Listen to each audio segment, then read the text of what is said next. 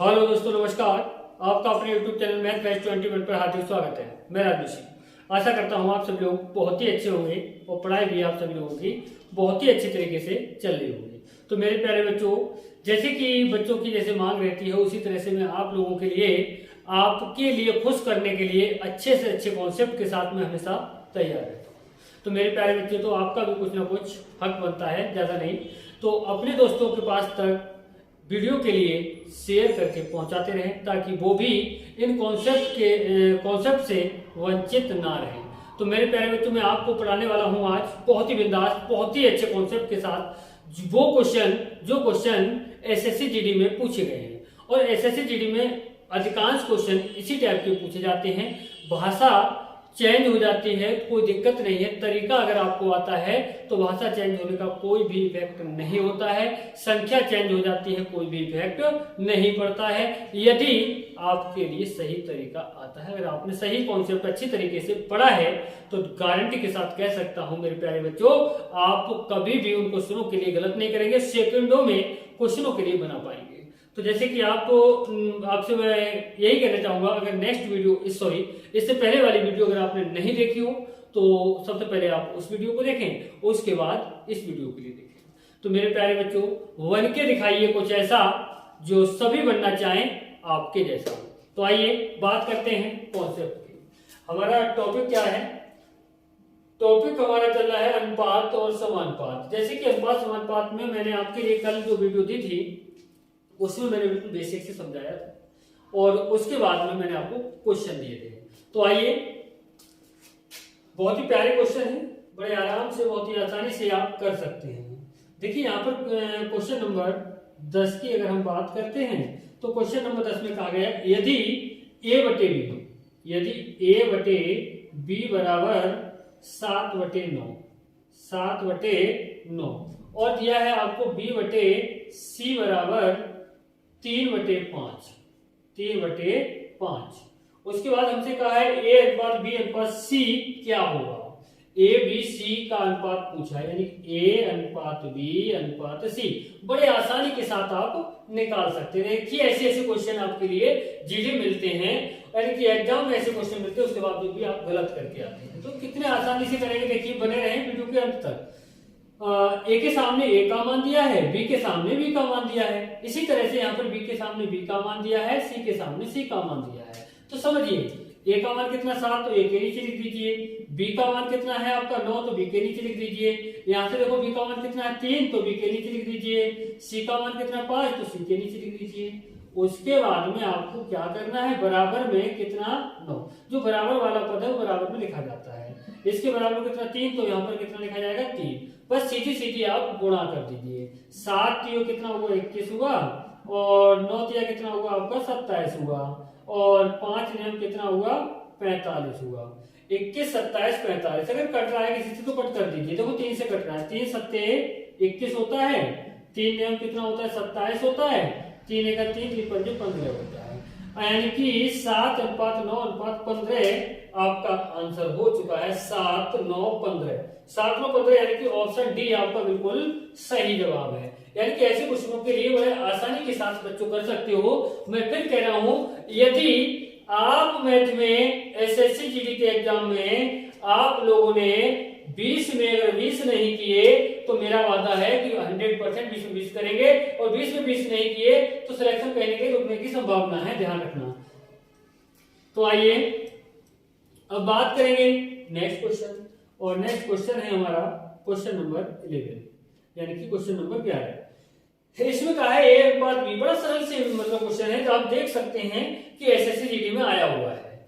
तो देखिए यहाँ कह रहा है यदि a अनुपात b बराबर 7:8, a अनुपात b बराबर 7:8 और b अनुपात c बराबर 7:9, तो a अनुपात b अनुपात c, तो a अनुपात b अनुपात c पूछा है। तो आप देख सकते हैं a का मान कितना है 7 है, b का मान कितना दिया है 8 दिया है।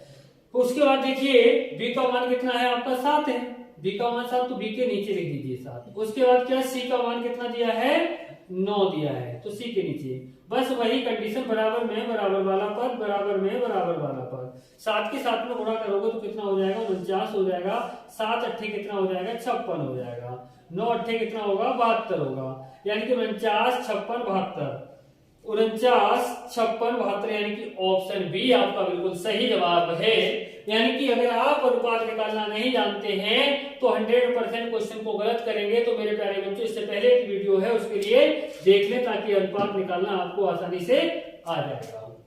आइए अब बात करेंगे नेक्स्ट क्वेश्चन, और नेक्स्ट क्वेश्चन है हमारा क्वेश्चन नंबर 12, यानी कि 12 नंबर क्वेश्चन। इसमें भी वही क्वेश्चन है, ए अनुपात बी बराबर दिया है 5:8। ए अनुपात बी का मान 5:8 दिया है और बी अनुपात सी का मान 11:13 है। तो देखिए यहाँ पर सबसे पहला काम जो होगा आपका वो अनुपात निकालना होगा। तो ए का मान कितना 5, बी का मान कितना है आपका 8, फिर उसके बाद देखिए बी का मान कितना है आपका 11 और सी का मान कितना है आपका 13। तो यहाँ पर बराबर में कितना आएगा 8 आएगा, यहाँ पर बराबर में कितना आएगा 11 आएगा। तो देखिए 11 पंजे कितना होगा 55 हो जाएगा। यहाँ देखो 11 अट्ठे कितना होगा आपका 88 होगा। उसके बाद 13 अट्ठे कितना होगा 104 होगा। अब ये देखिए किसी से कट रहा है, ये किससे कट रहा है, देखेंगे किससे कटने वाली संख्याएं हैं। तो ये किसी से नहीं कट रहा है तो कोई बात नहीं है। उसके बाद हमसे क्या कहा गया है, यदि a बराबर 110, यानी कि a का मान कितना दिया है 110 दिया है, a बराबर 110, तो c का मान क्या होगा। तो a का मान कितना दिया है 110 दिया है, तो a के बराबर कितना 110 रख लेंगे। a के अनुपात के बराबर जिसकी वैल्यू दी जाती है उसके अनुपात के बराबर रख दिया जाता है। तो a के अनुपात 55 के बराबर 110, 55 एक 55, 55 दूनी कितना होता है 110, यानी कि 1 के बराबर वैल्यू कितनी होगी 2। अगर 1 के बराबर वैल्यू 2 है तो 104 के बराबर वैल्यू क्या होगी। तो आप क्या करेंगे 104 गुणा कितना 2, यानी कि 2 चौक 8 हुआ, 0 2 एक 2 हुआ, कितना आया आपका 208, कितना आया 208। अगर आपका यहाँ पर b का वैल्यू पूछा जाता तो 1 के बराबर 2 वैल्यू है, तो 88 के बराबर, तो बता ही देता हूं, यानी कि 88 के बराबर क्या हो जाएगा। तो 88 गुणा कितना 2, 2 अट्ठे 16, 2 अट्ठे 16 1 17, कितना हो जाता है 176। यानी कि b का मान पूछा जाता तो 176 और यहाँ पर एक c का मान पूछा तो कितना 208, यानी कि ऑप्शन सी आपका बिल्कुल सही जवाब है। सी ऑप्शन बिल्कुल सही जवाब है प्यारे बच्चों। अब बात करते हैं नेक्स्ट क्वेश्चन, और नेक्स्ट क्वेश्चन बहुत प्यारा क्वेश्चन है, क्वेश्चन नंबर 13। क्वेश्चन नंबर 13 में क्या कहा गया है,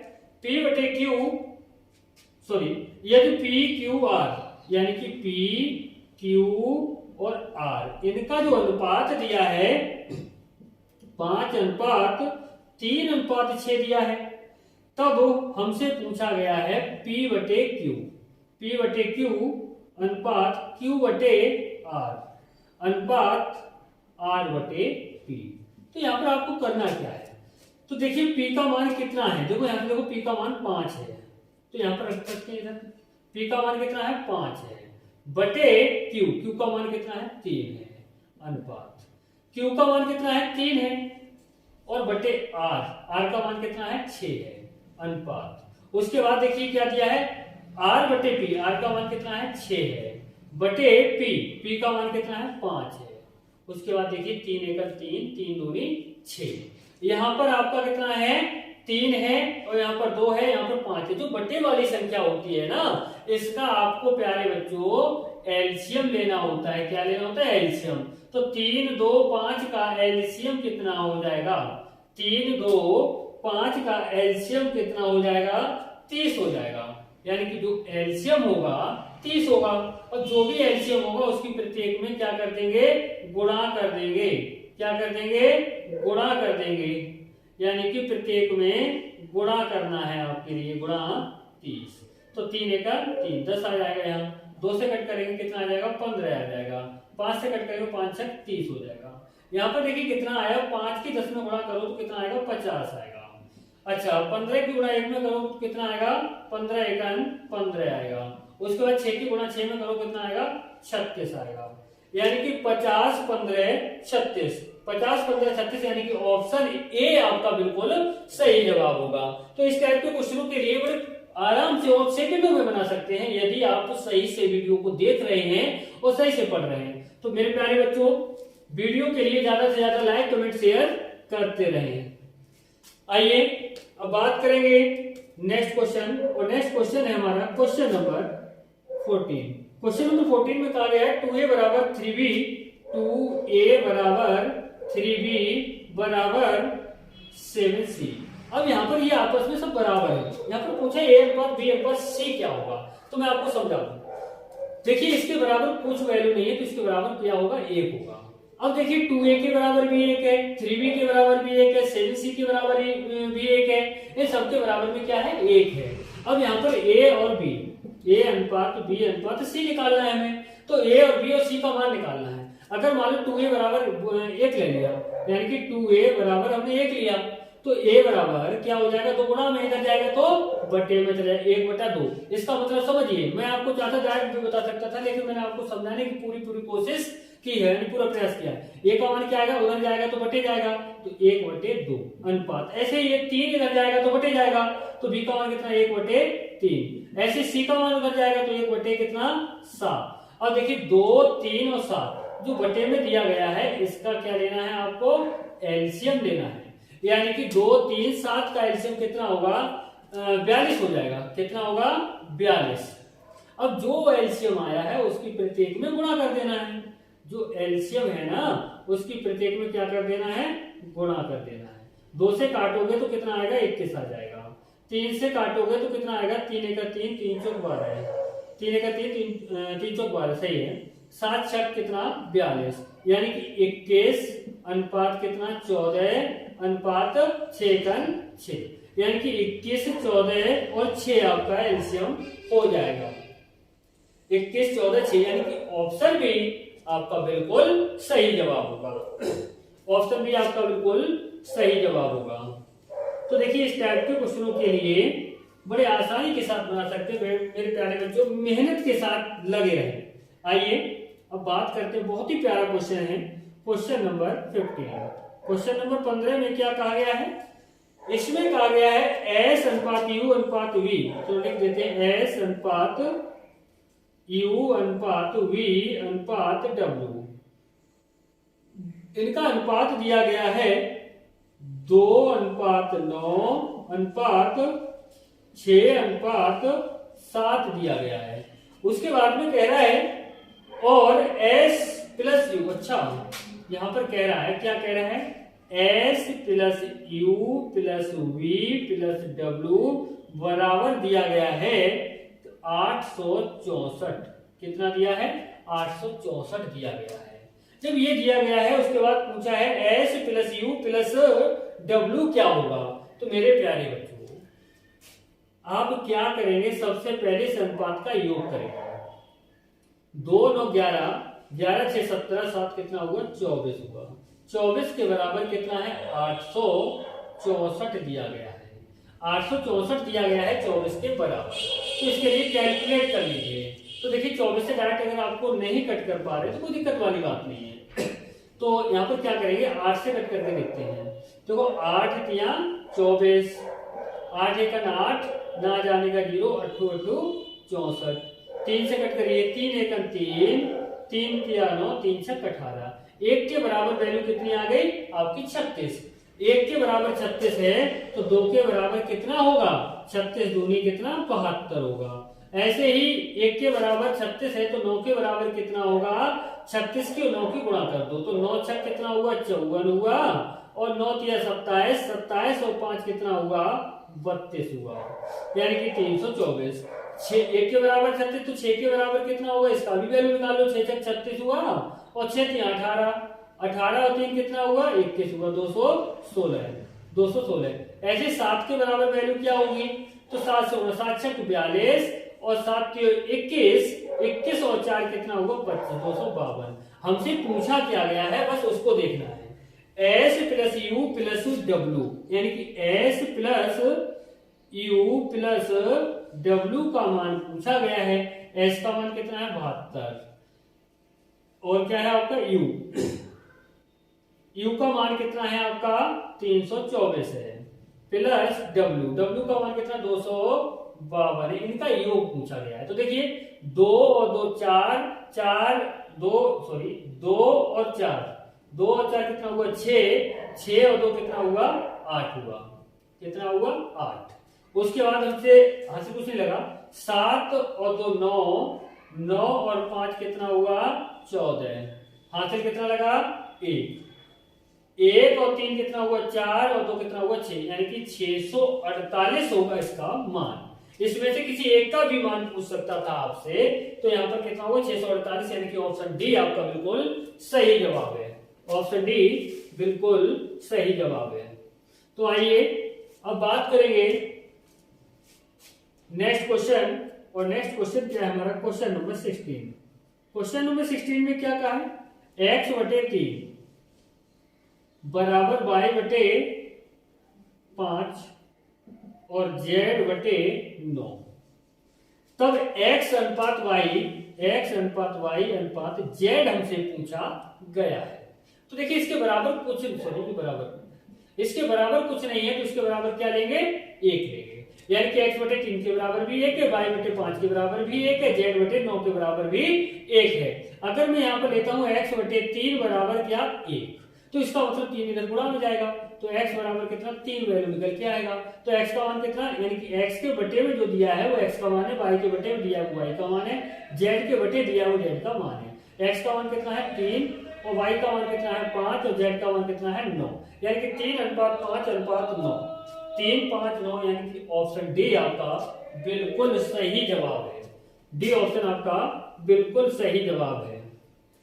तो आइए अब बात करेंगे नेक्स्ट क्वेश्चन, और नेक्स्ट क्वेश्चन है हमारा क्वेश्चन नंबर 17, यानी क्वेश्चन नंबर 17। इसमें कहा है दो संख्याओं का अनुपात 14:25 है। कोई दो संख्याएं हैं, यानी कि फर्स्ट और सेकेंड, कोई दो संख्याएं हैं जिनका अनुपात 14:25 दिया है, यानी कि 14:25 दिया है। यदि उनके बीच का अंतर 264 हो तो तब छोटी संख्या क्या होगी। बड़े आसानी के साथ, यानी कि जो अनुपात दिया है इनका अंतर क्या होगा, इनका अंतर निकाल लीजिए। देखिए 11 अंतर आ रहा है, कितना आ रहा है 11, और 11 के बराबर जो अंतर दिया है 264 होगा, तो 11 से क्या करेंगे भाग देंगे, 11 एक 11, यानी 1 की वैल्यू निकालेंगे, 11 11 दूनी 22, यहाँ बचेगा कितना 4, 44 11 चौक 44, 1 के बराबर 4 हुआ। जब 1 के बराबर 4 है तो 14 के बराबर कितना होगा, तो आपको करना क्या है 14 गुणा 24, यानी कि 14 चौक कितना होता है 56, हाथ से 5, 14 दूनी 28 और 5 कितना हुआ 28 पर 33, यानी कि 336। अब 1 के बराबर 24 तो 25 के बराबर क्या होगा, यानी कि 25 गुणा 24, तो इनका मान देखिए 25 चौक कितना हुआ 100 हुआ, 25 दूनी 50 और 10 कितना हुआ 60, यानी 600। तो बड़ी संख्या कितनी है 600, छोटी संख्या कितनी 336, यानी कि 336 की बात करेंगे तो ऑप्शन सी हमारा बिल्कुल सही जवाब है। तो बड़े आसानी के साथ ऐसे क्वेश्चनों के लिए हम कर सकते हैं। तो मेरे प्यारे बच्चों आज के लिए इतने ही क्वेश्चन हैं और इतने ही क्वेश्चन देने थे मेरे लिए।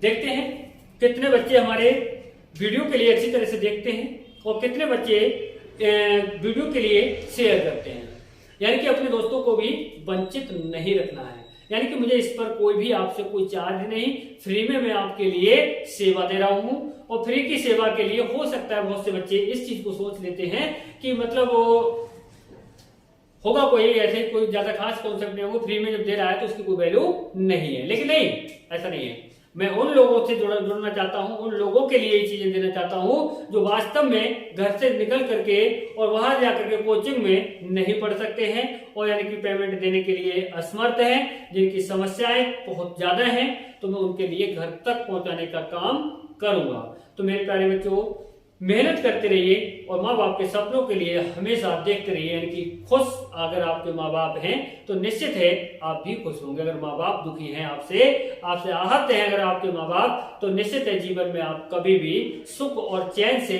नहीं रह सकते हैं। उनकी इमेज हमें तभी पता होती है जब वो हमारे पास नहीं होते हैं, यानी कि जब वो दुनिया से जा चुके होते हैं तब हमें उनकी इमेज पता होती है। तो भाई इससे क्या फायदा है, यानी कि जब चिड़िया चुन गई खेत तो उसका क्या फायदा। तो मेरे प्यारे बच्चों मैं फिर कहूंगा आप लोगों से बन के दिखाइए कुछ ऐसा जो सभी बनना चाहें आपके जैसा। जय हिंद, जय भारत।